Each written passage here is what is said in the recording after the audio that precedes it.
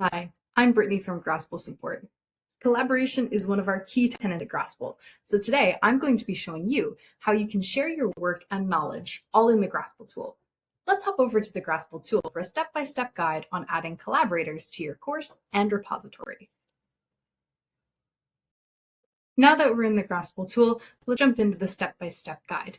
The first thing you're going to want to do is to create or select a course. Currently, we're in just my default example course. However, if I wanted to create a new course, I'd simply click on the Courses tab at the top here and create a new course. Let's go back to the current course, as we'll use this for our example. The next thing that we're going to do is we're going to invite a teacher.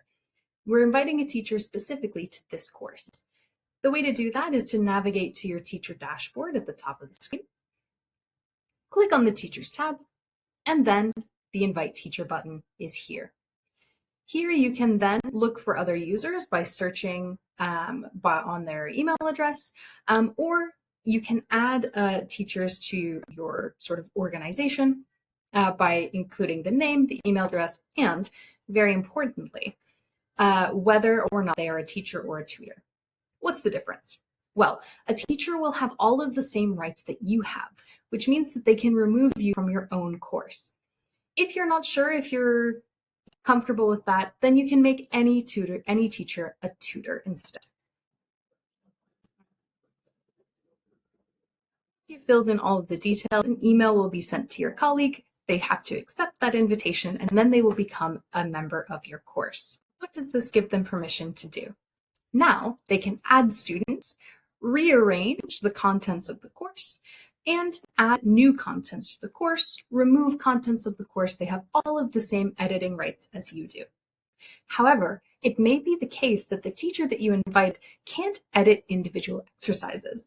This is likely due to the fact that they have not yet been added to your repository.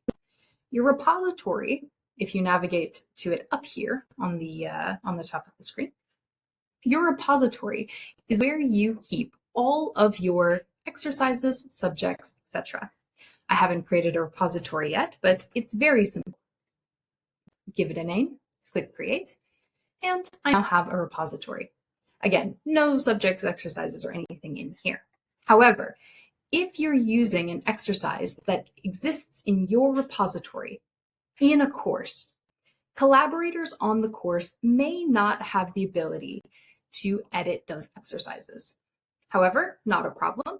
Just like we did in the course, we can add a collaborator. So we can go to the Users tab, as I just did, click Add User. Again, add them by email or by name, and then they will have the same editing rights as you do on the content in your repository. There are several different roles that you can give to the people you invite to your repository. The first role that you can give a collaborator in your repository is the View role. This role is like read-only access. They cannot make edits directly in your repository, and they must instead copy the content if they want to edit it or use it elsewhere. You can give them edit rights, which means that they have the ability to make changes and add materials to the repository, or you can give them admin rights. This means that they have all of the editing rights, plus the ability to manage other users within the repository. Now, why is this collaboration so important to us at Grasple? Well, first and foremost, we know teacher time is limited and valuable. So we think it's important to save teachers time and reduce duplication wherever possible. Additionally, we believe that by allowing for co-editing and collaboration on learning materials, that the quality and consistency of those learning materials will be improved compared to if there is just one person with one point of view working on something. And finally, it's part of our commitment to open education. We want teachers to be able to use and share openly licensed content to increase access and facilitate continuous improvement.